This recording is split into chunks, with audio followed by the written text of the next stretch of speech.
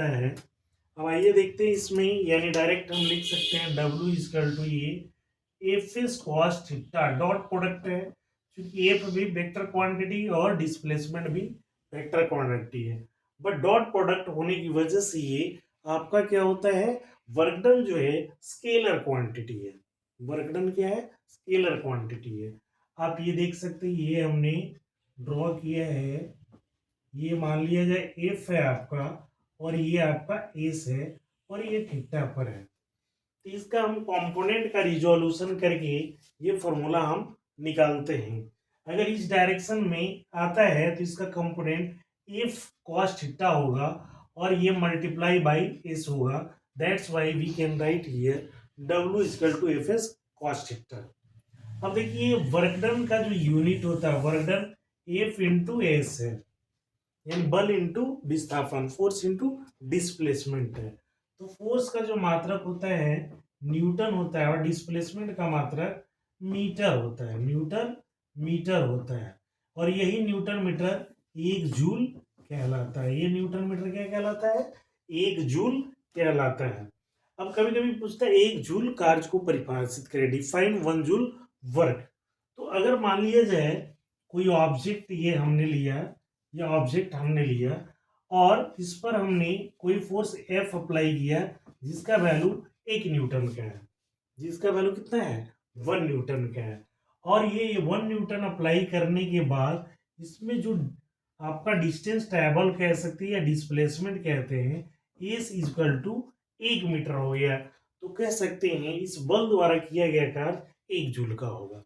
कैसे कह सकते हैं, यदि किसी पिंड पर, यदि किसी पिंड पर 1 न्यूटन का बल लगाने से यदि उसमें विस्थापन 1 मीटर का हो जाए तो उस बल द्वारा किया गया कार्य 1 जूल का होगा।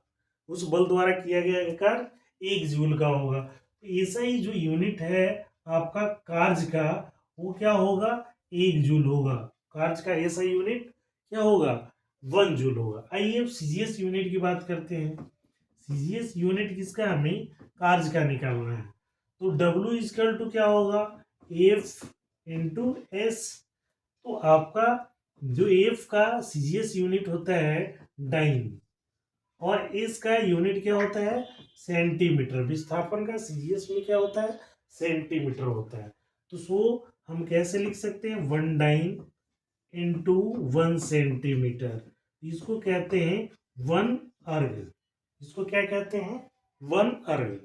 तो हमारा जो सीजीएस मात्रक है वर्क का वो क्या होता है अर्ग में होता है। कभी कभी पूछेगा what is the CGS unit of work, तो देन हम बोल सकते हैं कि सीजीएस जो यूनिट होगा अर्ग होगा किसका वर्क डन का।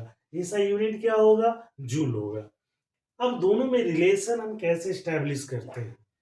अब देखिए रिलेशन स्टैब्लिश करने के लिए है 1 जूल इज इक्वल टू हम क्या लिख सकते हैं 1 जूल इज इक्वल टू लिख सकते हैं 1 न्यूटन मीटर। 1 Newton metre. अब ये न्यूटन मीटर को हम कैसे और लिख सकते हैं, न्यूटन मीटर को हम और कैसे लिख सकते हैं, क्योंकि फोर्स बराबर होता है एम इंटू ए और इसका यूनिट होता है केजी और इसका क्या होता है मीटर प्रति सेकेंड स्क्वायर। ये केजी मीटर प्रति सेकेंड स्क्वायर को ही हम 1 न्यूटन कहते हैं। क्या कहते हैं 1 न्यूटन कहते हैं। 1 न्यूटन जो है केजी मीटर पर सेकेंड स्क्वायर को कहते हैं। तो ये लिख सकते हैं 1 केजी मीटर प्रति सेकेंड स्क्वायर इंटू मीटर।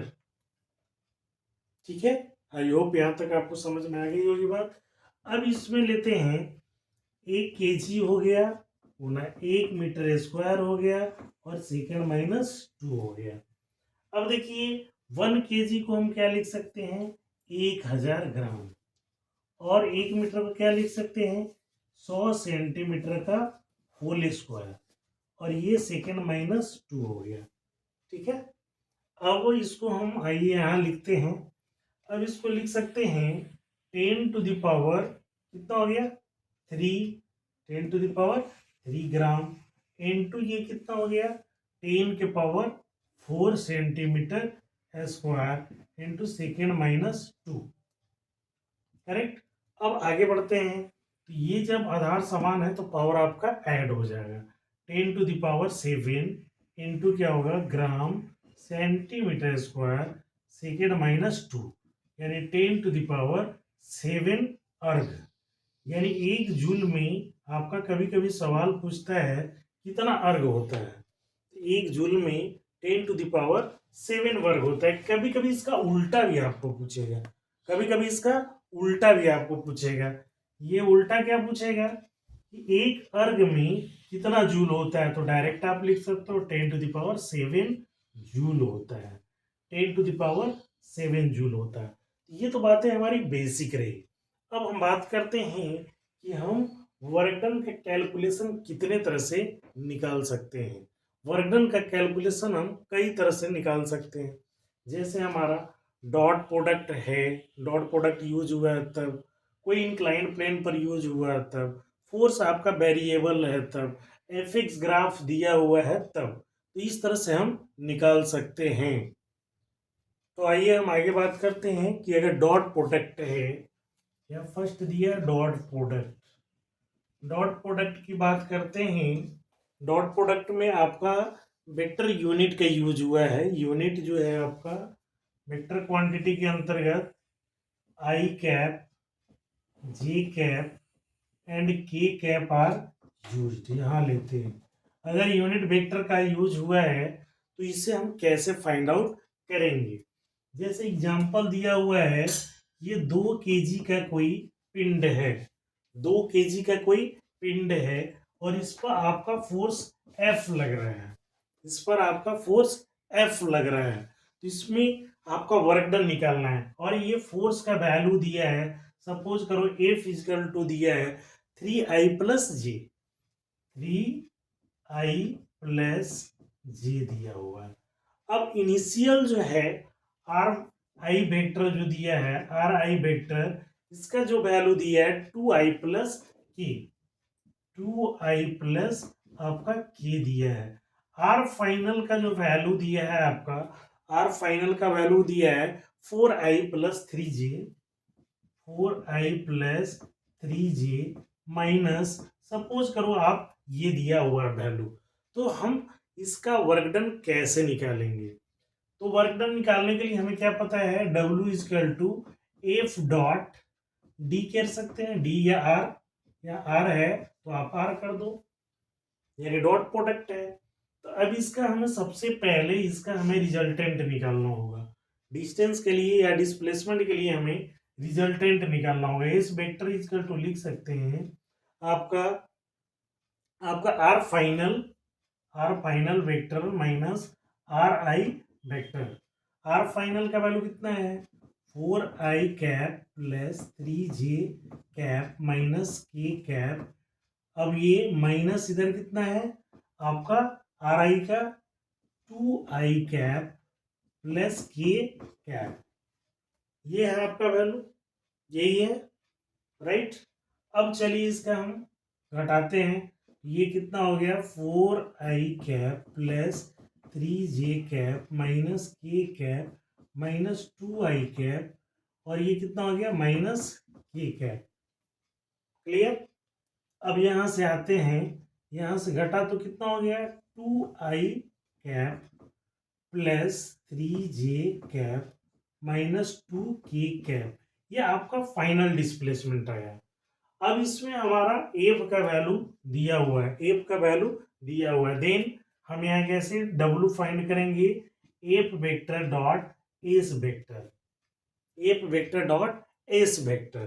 तो इसमें हमें वैल्यू एफ का कितना दिया हुआ है, एफ का वैल्यू हमारा दिया हुआ है 3i वेक्टर प्लस जे वेक्टर इंटू ये कितना हो गया dot 2i cap plus 3j cap minus 2k cap. आप इसमें पढ़ाई किए होंगे सिमिलर वैल्यू के लिए 1 और अनसिमिलर वैल्यू जब डॉट में होता है तो 0 हो जाता है। ये देखिए 3 इंटू टू, 3 इंटू टू कितना हो गया, अब डायरेक्ट i इंटू आई का वैल्यू कितना हो जाएगा 1, तो 3 इंटू टू कितना हो गया 3 इंटू टू। अब j इंटू जे 3 इंटू 1, अब ये क्या हो गया के का वैल्यू आपका क्या हो जाएगा प्लस 0 इंटू माइनस 2, ये कितना हो गया 3 और 2 का वैल्यू कितना हो गया 6 + 3 इक्वल टू 9 जूल। तो इस तरह से हमने डॉट प्रोडक्ट में निकाल लिया कि कोई पिंड इस तरह से दिया है तो डॉट प्रोडक्ट में हम कैसे निकालेंगे। अब दिया है कि when angle theta is given, अगर किसी दूसरा पॉइंट हम लिखते हैं कि when angle theta is given, when angle theta is given, जब थीटा एंगल दिया हुआ है तब कैसे निकालेंगे। जैसे मान लो आपका ये यहाँ पर पिंड दिया हुआ है, 2 बॉडीज है और 2 बॉडीज है, ये दोनों के बीच की दूरी मान लो आपका दिया हुआ है 10 मीटर। कितना दिया हुआ है 10 मीटर। अब इस पे जो बल लग रहा है F इक्वल टू 5 न्यूटन का बल लग रहा है। ये 5 न्यूटन का बल लग रहा है तो इसका जो एंगल पर कुछ एंगल पर ये काम कर रहा है। कुछ एंगल पर ये मान लो 60 डिग्री है। ये आपका कितना है 60 डिग्री है और ये फिजिकल टू है कितना 5 न्यूटन यहाँ दिया हुआ है। कुछ एंगल पर काम कर रहा है। जैसे हमने कोई भी पिंड को हॉरिजेंटली न खींच करके कुछ एंगल पर खींच रहे हैं तो ये डिस्प्लेसमेंट तो आएगा, डिस्प्लेसमेंट आएगा ही आएगा। तब इस केस में W इक्वल टू हम निकालेंगे एफ एस कॉस थीटा। अब ये यहाँ वैल्यू देख लो, एफ का वैल्यू कितना है 5, एस का वैल्यू कितना है 10, कॉस थीटा का वैल्यू कितना है आपका कॉस 60 डिग्री। तो ये 50 हो गया और कॉस 60 का वैल्यू कितना हो जाएगा 1/2 यानी 25 जूल हो जाएगा। तो इस तरह से एंगल वाले को हमने निकाल लिया। अब नेक्स्ट मेथड हम पढ़ेंगे आपका इसके बाद कि आपका फोर्स वेरिएबल है तो कैसे कैलकुलेट करेंगे। ये वेरिएबल फोर्स में अगर वेरिएबल फोर्स दिया हुआ है थर्ड में, आपका फोर्स वेरिएबल है, वेरी कर रहा है वेरिएबल फोर्स के केस में। जैसे हमने एक एग्जांपल लिया कि मान लो आपका वेरिएबल है तो इसके लिए हम W इक्वल टू निकालते हैं x1 x2 F dot dx निकालते हैं, ऐसे निकालते हैं। अब ये एफ वेक्टर के लिए हमने लिया है। अब ये कैसे हम निकालेंगे ये हम देखते हैं। मान लो आपका एक कोई पिंड है और ये पिंड आपका हमने कोई पिंड लिया है जिस पर एफ जो है कोई बल जो लग रहा है 0.1x का बल लग रहा है। तो ये चूंकि x वैल्यू वेरिएबल है, जब जितना वैल्यू x का देंगे उतना आपका न्यूटन फोर्स का आएगा।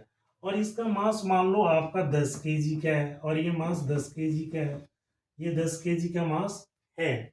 अब ये x का वैल्यू जो दिया है ये 20 से लेकर x का वैल्यू ये आपका 30 है। इस पर हमने फोर्स लगाया है F। तो इसमें वर्क डन कैसे हम निकालेंगे। तो वर्क डन निकालने के लिए ये फॉर्मूला है कि फोर्स हमारा वेरिएबल है, दैट्स वाई हम यहाँ वर्क डन के लिए ये फॉर्मूला यूज करेंगे। ये फॉर्मूला हमारा इस्तेमाल करेंगे कि आपका x1 से x2 तक F vector dot dx integration में लेंगे। अब इसका हम कैसे निकालेंगे ये निकालेंगे। देखिए अब इसके हिसाब से ये जो है x1 का वैल्यू कितना है 20 और x2 का वैल्यू कितना है 30 और f का वैल्यू कितना है 0.1 x इंटू कितना हो गया dx। अब ये वैल्यू बाहर आप निकाल लोगे 0.1 इंटीग्रेशन 20 से 30 तक और x इंटू डी एक्स। आपने इंटीग्रेशन पढ़ा होगा, इंटीग्रेशन में क्या था x dx का value x to the power n है, x से power n plus 1 divided by n plus 1 होता है। तब यहाँ पर हमारा है इसका पावर 1 है, इस केस में क्या हो जाएगा 0.1 और ये x स्क्वायर बाई 2 और ये 20 से लेकर 30 तक 1/2 बाहर कर लेंगे 0.1 डिवाइडेड बाई 2। अब ये कितना हो जाएगा एक्स स्क्वायर का वैल्यू 3 का स्क्वायर 30 का स्क्वायर माइनस 20 का स्क्वायर 20 का स्क्वायर। तब इस केस में क्या होगा, इस केस में आपका वो 0.1 डिवाइडेड बाई 2 इंटू 900 माइनस 400, ये वैल्यू कितना हो जाएगा आपका 0.1 डिवाइडेड बाई 2 और ये वैल्यू 500, ये वैल्यू कितना हो जाएगा 250। अब इसका कैलकुलेशन हम कैसे निकाल लेंगे W is equal to 0.1 into 10 into 25, ये कितना हो जाएगा 25 जूल हो जाएगा। तो इस तरह से हमने ये वेरिएबल के लिए हम निकाल लिए। लास्ट में हम एफएक्स ग्राफ्स का देखेंगे। नेक्स्ट में हमने बताया एफएक्स ग्राफ्स के माध्यम से ग्राफ्स कैसे हैं। इसमें हमें वर्क डन जो निकालना होता है area under FX graph. Area under FX graph हम के द्वारा हम वर्क डन को निकाल सकते हैं। मान लिया जाए ये हमारा दिया हुआ है ग्राफ, ये मान लिया जाए वाई एक्सिस है और ये एक्स एक्सिस है। यहाँ पर हमारा जीरो वैल्यू है और यहाँ पर हमने फोर्स को लिया है और इस पर हमने डिस्प्लेसमेंट को लिया है। इसमें हमने क्या लिया है, डिस्प्लेसमेंट को लिया है। अब ये मान लो आपका ये 2 पर है, ये वैल्यू इस तरह से हमारा कोई ग्राफ दिया हुआ है। ये मान लो आपका 3 है, ये 7 है और ये 12 है और ये 2 न्यूटन का है। तो इसका हमें निकालने के लिए होगा तो कैसे निकालेंगे। तो ये जो ग्राफ के द्वारा हम वर्क डन निकालते हैं W is equal to F dot D X integration, समाकलन करते हैं।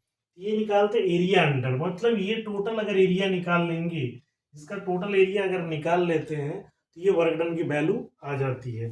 तो फर्स्ट हम देखेंगे यह 0 से 3 तक वर्क डन कितना, 0 से 3 तक प्लस 3 से वर्क डन 3 से 7 तक प्लस 7 से 5 तक। अगर ये ऐड कर देते हैं तो टोटल वर्क डन आपका निकल जाएगा। तो पहला हम कोशिश करते हैं ए इजकल टू 0 से 3 तक। 0 से 3 तक में क्या है आपका एफ जो वैल्यू है, ये देखो आप एफ वैल्यू यहाँ पर है, ये ओरिजिन पे है। एफ जो वैल्यू है आपका एफ इजकल टू क्या है 0, लेकिन डिस्प्लेसमेंट है आपका एस इजकल टू 3। तो 0 से 3 तक एफ डॉट एस लेते हैं, 0 इंटू 3 इजकल टू कितना हो गया 0, यानी यहां से यहां तक में किया गया कार्य आपका 0 है। नेक्स्ट पॉइंट पे आते हैं 3 to 7, बट यहाँ पर आपका देखो यहाँ पर आपका क्या है, ये वैल्यू है, यानी आपका फोर्स कितना है 2 न्यूटन है।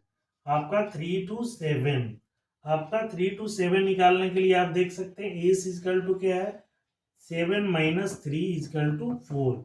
आपका ये वैल्यू आ गया 4 और ये वैल्यू जो है आपका ये वैल्यू एफ इजकल टू है 2 न्यूटन। तो आपका वर्क डन क्या है एफ इंटू एस, यानी ये आयत है, यानी रेक्टेंगल का क्षेत्रफल कितना हो जाएगा, एफ की जगह है 2 और एस की जगह है 4, ये आपका हो गया 8 जूल। 8 जूल इसका जो एरिया है वो आपका हो गया 8 जूल। फाइनली आपका लास्ट में जो सी पॉइंट है W 7 से लेकर 12 तक, तो पहले इसके लिए एस अगर हम निकाल लेते हैं तो 12 माइनस 7 कितना हो जाएगा, 12 minus 7 is equal to 5 S value, और आपका एफ वैल्यू तो आपका 2 न्यूटन ही है, तो इसलिए इसका वर्क डन कितना हो जाएगा आपका area of triangle, area of right angle triangle है, ये 90 डिग्री है, तो इसका area of right angle triangle 1/2 base into height. तो 1/2 बेस का वैल्यू कितना है, ये वैल्यू है, ये 5 और हाइट कितना है, ये वैल्यू है 2, ये वैल्यू 2 से 2 कैंसिल हो गया 5 जूल।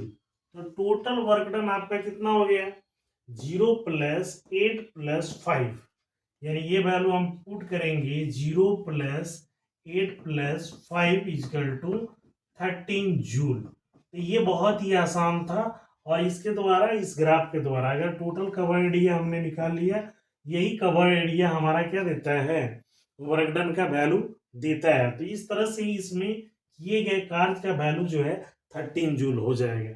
इसमें हमने टोटल 4 मेथड देखा और इस मेथड के द्वारा हम क्या हुआ वर्क डन को कैलकुलेट किया। अगर किसी तरह का डाउट है तो आप कमेंट बॉक्स में क्वेश्चन आप डाल सकते हैं। धन्यवाद।